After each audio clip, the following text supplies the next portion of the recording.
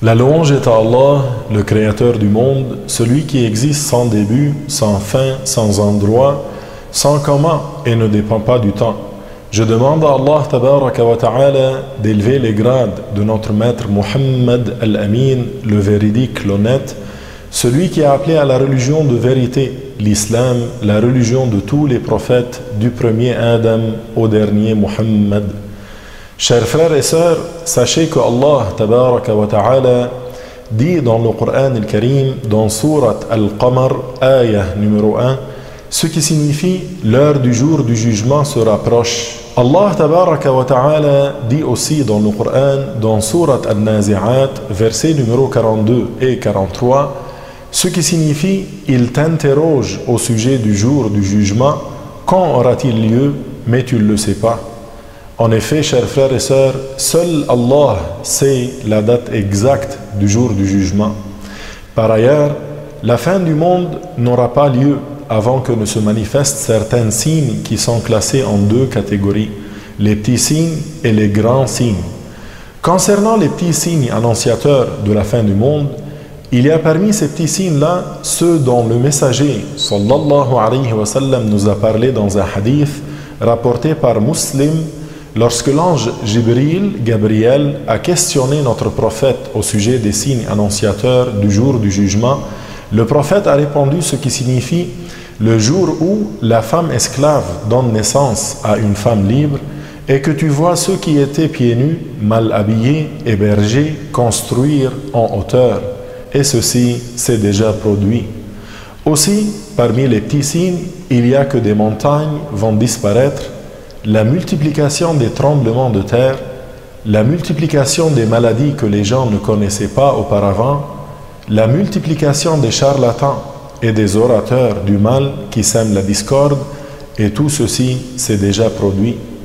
De même, parmi les petits signes annonciateurs de la fin du monde, il y a le fait que certaines personnes prétendent être prophètes, et ceci est advenu, et c'est de la mécréance bien sûr, car il n'y a pas de nouveau prophète après le prophète Muhammad, que Dieu élève ses grades. De même, parmi les petits signes annonciateurs de la fin du monde, il y a le changement de l'état de l'air. En été, il devient comme en hiver, et en hiver, il devient comme en été. La diminution de la science de la religion et la grande ignorance de la religion, la multiplication des meurtres, la multiplication de l'injustice, le temps qui semble court, le rapprochement des marchés les uns des autres et les différentes communautés qui attaquent la communauté de notre prophète sallallahu alayhi wa sallam, comme des gens affamés se précipitent et entourent un plat de nourriture. Ils les attaquent de toutes parts. Et tout ceci est advenu. Parmi les derniers des petits signes annonciateurs de la fin du monde, c'est l'apparition de Al-Mahdi, le bien guidé. Et ceci est confirmé dans le hadith sahih rapporté par Ibn Hibban. Le messager de Allah sallallahu alayhi wa sallam a dit ce qui signifie: le jour du jugement n'arrivera pas avant que les gens ne soient gouvernés par un homme qui fait partie de ma famille, dont le nom est semblable au mien et le nom de son père est semblable au nom de mon père. Il remplira la terre d'équité et de justice. Donc, mes chers frères et sœurs, le Mahdi s'appelle Muhammad, fils de Abdullah, et il est soit un Husayni, soit un Hassani, c'est-à-dire un descendant de Al-Hassan ou de Al-Hussein, les deux fils de Fatima, la fille du prophète sallallahu alayhi wa sallam. Il est parvenu que quand il se manifestera, il sera accompagné d'un ange qui dira: voici le calife agréé par Allah, Al-Mahdi, suivez-le.